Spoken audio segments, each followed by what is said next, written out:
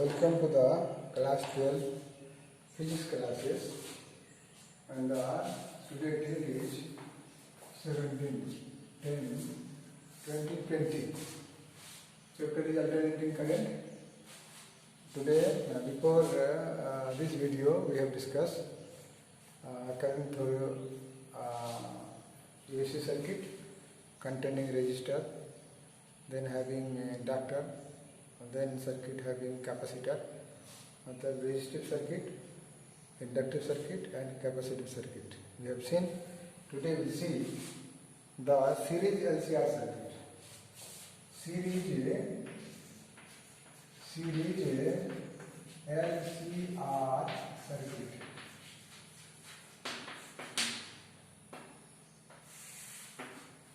When the AC circuit consists both resistor, inductor and capacitor, then what will be the nature of the resultant voltage and the current and voltage phase relation, what will be there. So let us see how. Suppose this is the resistor, this is the inductor and this is the capacitor. They all are in series.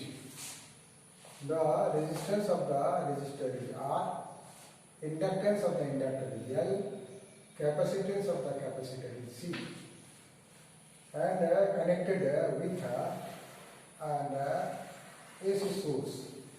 This is the AC source, alternating voltage E0 sin omega t. This is the circuit diagram, right?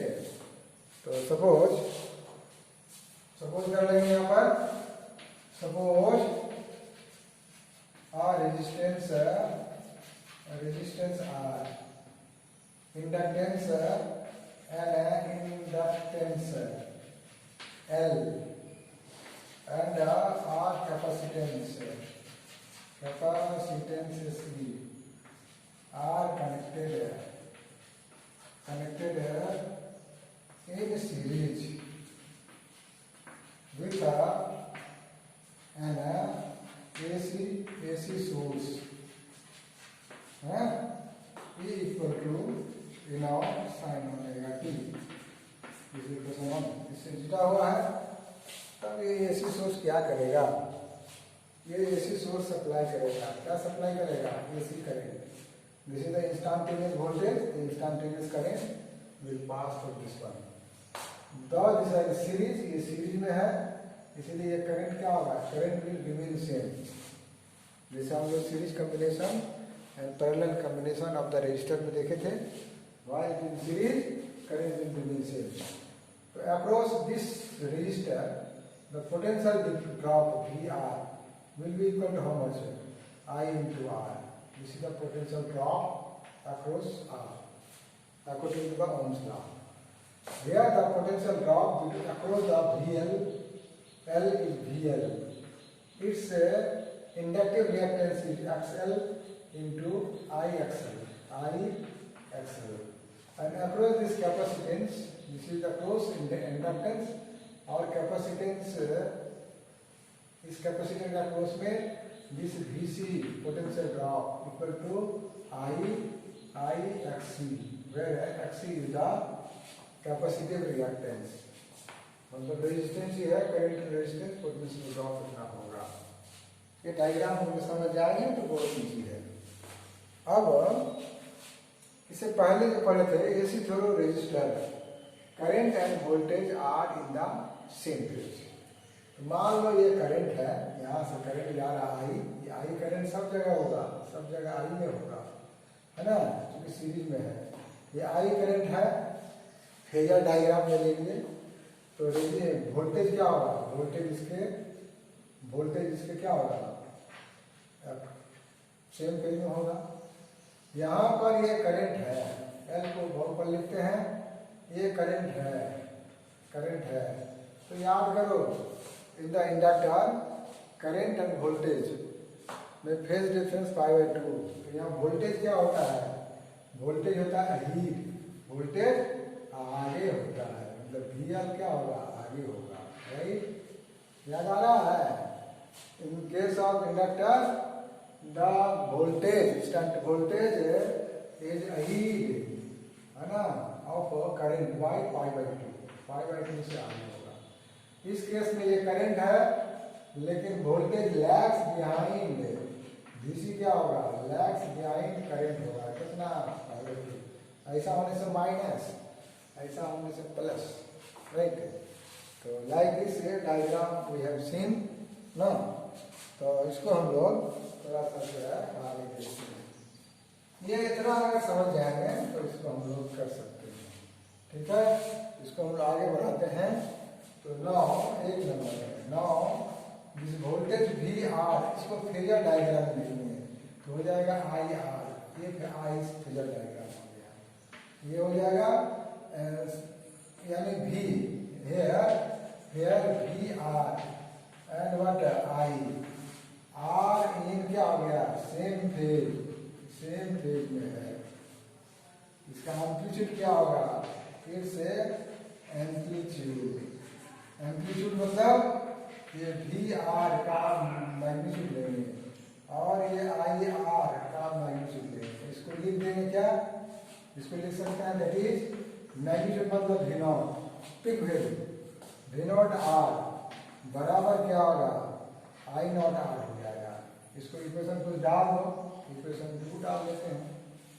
Similarly दो में V L ये phasor बराबर I into कितना XL होगा, यानी here what is there, V L क्या कर रहा है, लीड कर रहा है, लीड्स टू आई से लीड कर रहा है by how much, bye phase angle pi by to, इससे पहले देख चुके हैं।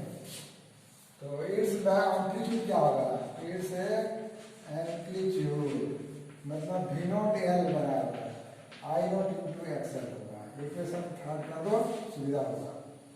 Similarly just you see here, similarly हम लोग कर सकते हैं थर्ड में, ये जो है ना बी सी बराबर I into X C, here what is there, B C and I, अरे फेजर डायग्राम ना, बी सी एंड आई है ना, या हियर बी सी लैग्स पीछे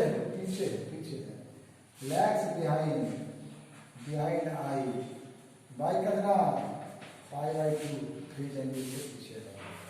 तो इट्स एम्पलीट्यूड कितना होगा, इट्स एम्पलीट्यूड वी नॉट सी बराबर आई नॉट कितना, एक्सप्रेशन करना वो कर देते हैं, कर दिए। अब तीनों का जो है कॉम्बिनेशन लेना है, ये take the combination of all 3 है। लेकिन यहाँ देखो, यहाँ VL और VC क्या है, एक दूसरे का अपोजिट है, सबका अपोजिट है, तो अप में जा रहा है, डाउन में जा रहा है, तो दोनों का रिजल्टेंट क्या होगा, दोनों का डिफरेंस होगा। वेक्टर में याद करो, एक वेक्टर इधर जा रहा है, एक वेक्टर, और दूसरा वेक्टर क्या जा रहा है, इधर जा रहा है, इसका रिजल्टेंट क्या होगा, दोनों का डिफरेंस, ये वेक्टर माइनस करना बी वेक्टर, ये पॉजिटिव होगा तो ये के अलग होगा, अगर नेगेटिव होगा तो रिजल्टेंट किधर होगा, बी के अलग होगा। ये वेक्टर एडिशन में देख चुके हैं, राइट। तो इसका एक हम लोग डायग्राम बनाते हैं, डायग्राम जो है ना इसी को देख करके डायग्राम बनाते हैं, ठीक है। सर जो बना ना इसको रिजल्टेंट डायग्राम कैसे बनाएंगे, ये है, ठीक है। तो मान लो यहाँ तक क्या है, VR है, तो इसमें क्या होगा, आई हो जाए, सेम फेज में ना, सेम फेज मतलब सेम टाइम। ऊपर में ले लेते हैं क्या, यहाँ ले लेते हैं VL, राइट, और इसका अपोजिट में क्या है, अपोजिट में क्या है VC एक दूसरे का अपोजिट में है, तो रिजल्टेंट क्या होगा, रिजल्टेंट है ना। तो यहाँ आप लोग लिखेंगे, बहुत सिंपल है, बहुत सिंपल से लेना है ना, तो सिंपलीफाई कर सकते हैं। here you see as a VL and a VC are opposite to each other. एक दूसरे का क्या है? अपोजिट है, पक्का अपोजिट है ना, each other. Therefore the resultant is क्या होगा? VL माइनस करना आ जाएगा VC, ये रिजल्टेंट होगा. तो if VL is greater than क्या होगा? VC का मैंने ये VL वेक्टर तो नहीं है, फेजर है ना, rotating vector is called phasor. तो ये इसका जब रिजल्ट माइनस करेंगे तो ये ऊपर की हो जाएगा, यहाँ तक क्या होगा? VL माइनस क्या हो जाएगा? VC हो जाएगा, ये वाला. अब एक VR इधर आ रहा है और VL माइनस VC, ये दोनों का रिजल्टेंट भी है. तो एक्चुअली रिजल्टेंट क्या होगा? Resultant will be what? The resultant will be, ये वेक्टर इधर जा रहा है, ये वेक्टर इधर जा रहा है, तो क्या बनाएगा? पैरेललोग्राम बनाएगा. तो पैरेललोग्राम का जो डायगोनल होगा, this diagonal will be called what? This diagonal will be called the resultant. और इसके साथ आई के साथ कितना एंगल बना रहा है? आई एंगल बना रहा है, मतलब रिजल्टेंट आई से एंगल आगे है या पीछे होगा, दोनों में से हो गया. यही इसका रिजल्टेंट का फेज कहा जाएगा, याद रखेंगे. तो ये हो गया, ऐसा डायग्राम बना दिए, इस तीनों को लेकर के डायग्राम बना. बुक में थोड़ा कॉम्प्लिकेटेड करके दिया हुआ है, तो सिंप्लीफाइड डायग्राम दिया है. तो ये वाला VL माइनस VC, तो ये हो जाएगा कितना? VL माइनस कितना? VC हो जाएगा. अब देखो, this is the vector VR, this is the vector VL minus VC, not vector, this is the phasor. Phasor, rotating vector is called phasor. और ये रिजल्टेंट हो गया, ये नॉट हो गया है ना. तो by parallelogram law of vector addition लगेगा इसमें. तो क्या करेंगे? ये रिजल्टेंट कितना? ई नॉट बराबर क्या होगा बाबू? ये VR प्लस क्या होगा? दिस प्लस दिस बराबर दिस हो जाएगा VL वेक्टर माइनस कितना? VC vector, right. फेजर, ये पैरेललोग्राम लॉ से होगा. और ये एंगल क्या है? एंगल फाई है, जो आई और रिजल्टेंट के बीच का एंगल है. अभी देखो, रिजल्टेंट जो है ना, इफेक्टिव वोल्टेज जो है, करंट से कितना एंगल आगे है? फाई एंगल आगे है, ऊपर में फाई एंगल आगे है. तो वोल्टेज आगे कब होता है? जब इंडक्टिव सर्किट होता है तब, है ना.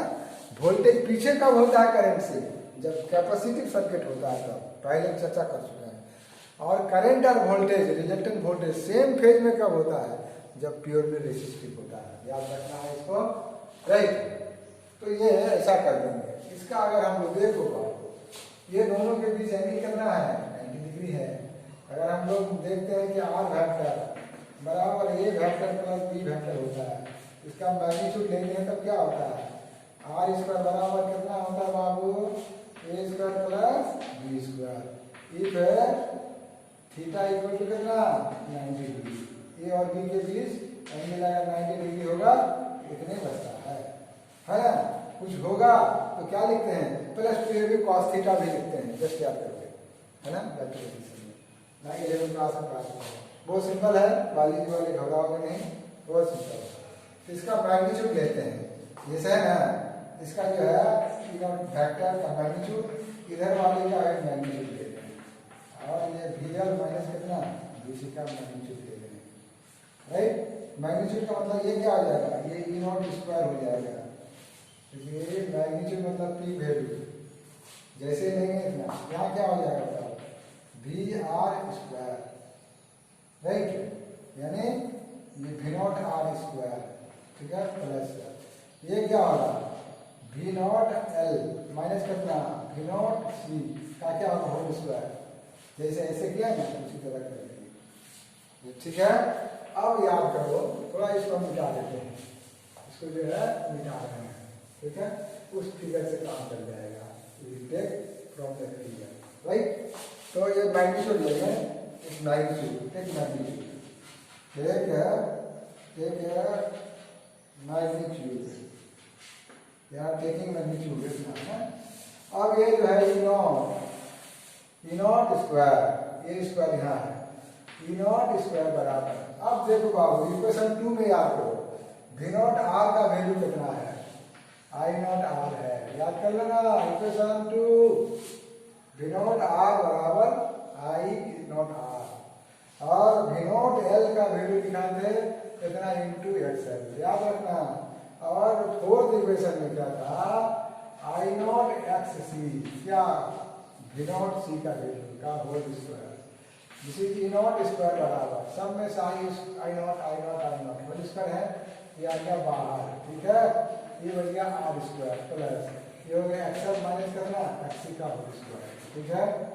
अब जो है आई नॉट स्क्वायर बराबर क्या करेंगे, E naught square divided by कितना होगा R square plus XL minus करना एक्स का होल स्क्वायर, इसलिए आई नॉट लेंगे तो अंडर रूट चढ़ाएंगे तो ये ई नॉट रह जाएगा divided by under root this is R square और एक्सएल माइनस करना एक्स का होल स्क्वायर आ जाएगा, ठीक है। अब देखो बाबू ये वोल्टेज बटे दिस क्वांटिटी है, वोल्टेज बटे ये वाला क्वांटिटी, ये वाला क्वांटिटी क्या है, तो ये क्वांटिटी क्या कर सकता है ना, द क्वांटिटी किसके जगह पर है, करंट बराबर वोल्टेज बाय रेजिस्टेंस होता है ना, तो ये here the quantity under root R square XL minus X का होल स्क्वायर इज क्या है, इफेक्टिव रेजिस्टेंस है, क्या है अकेला रेजिस्टेंस नहीं है, ये भी मिलल है, इफेक्टिव रेजिस्टेंस है, इफेक्टिव रेजिस्टेंस ऑफर्ड बाय क्या LCR inductor capacitor and resistor in the flow of AC through it इससे है ना, and it is है ना which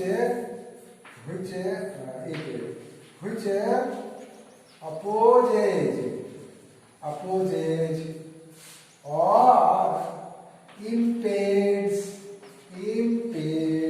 दोनों बात opposes और impedes the flow of क्या flow of AC through it, इससे उनका पास करने में क्या कर रहा है, अपोज कर रहा है या इंपेड कर रहा है, इट इज कॉल्ड इंपेड वर्ड से बन गया क्या, क्या बना इम्पेडेंस, क्या बना impedance, and denoted by Z, इसको किससे दिखाते हैं, जेड से दिखाते हैं, एंड इट्स SI यूनिट है, इसका SI यूनिट जो है क्या है ओम है, क्या है ओम है, तो रेजिस्टेंस का यूनिट होता है वही यूनिट हो रहा है, जबकि L का यूनिट हेनरी होता है और C का यूनिट क्या होता है फाराड होता है, राइट। तो ये वाला चक्कर है, चक्कर is this one, right. Now तो अब हम लोग कर सकते हैं Z बराबर, ये Z है, ये Z बराबर क्या है, Z बराबर under root R square plus XL minus X C का whole square, just you remember why बच्चा एक्सएल बराबर होता है ओमेगा एल और एक्स सी बराबर होता है 1/ओमेगा सी, इंडक्टिव सर्किट और कैपेसिटिव सर्किट में देखा होगा, इसके भी ग्राफ भी ड्रॉ किया होगा, तो Z बराबर under root this is R square और एक्सएल माइनस एक्स सी का कितना whole square, in place of XL you put omega L, in place of XC you put 1/omega C का whole square, so this is the impedance or opposition offered by the LCR and the path of AC, right। अब अगर ऐसा हो special case if XL बराबर XC हो जाए, that is omega L बराबर 1/omega C हो जाए, तो ये वाला पार्ट क्या होगा, ये वाला पार्ट 0 हो जाएगा, तो Z बराबर कितना आ जाएगा R, इम्पीडेंस रेजिस्टेंस के बराबर, मतलब प्योरली रेजिस्टिव सर्किट हो गया, ठीक है। अगर ऐसा हो अगर ऐसा हो, इफ एक्सल बड़ा हो किससे, एक्सी है, ये एक्सल बड़ा है मतलब डोमिनेंसी एक्सल का है, तब क्या होगा, that is omega L greater than omega C. ऐसा होने से द सर्किट कैसा होगा, सर्किट इज क्या होगा, रेसिस्ट इंडक्टिव होगा, प्योरली तो नहीं होगा लेकिन क्या होगा, इंडक्टिव सर्किट कहलाएगा, इंडक्टिव सर्किट। राइट, अगर ऐसा हो जाए, ऐसा हो जाए मतलब इस केस में तब क्या होगा, इंडक्टिव सर्किट में ऊपर की जो है एम्पलीफाई जाएगा, तब आई का इक्वेशन क्या होगा, I naught sine omega T plus क्या करेंगे, फाइव करेंगे, क्या करेंगे, हाँ प्लस फाइव होना मतलब इंडक्टिव सर्किट होना है। राइट, अगर ऐसा हो जाए, इफ एक्सएल छोटा हो किससे, एक्सी से, तब ये वाला किधर आ जाएगा, इधर हो जाएगा। राइट, ये मान लो ले लिए यहाँ तक VC, ये बड़ा है छोटा है, तो ये हो जाएगा VC माइनस कितना हो जाएगा, ये हो जाएगा।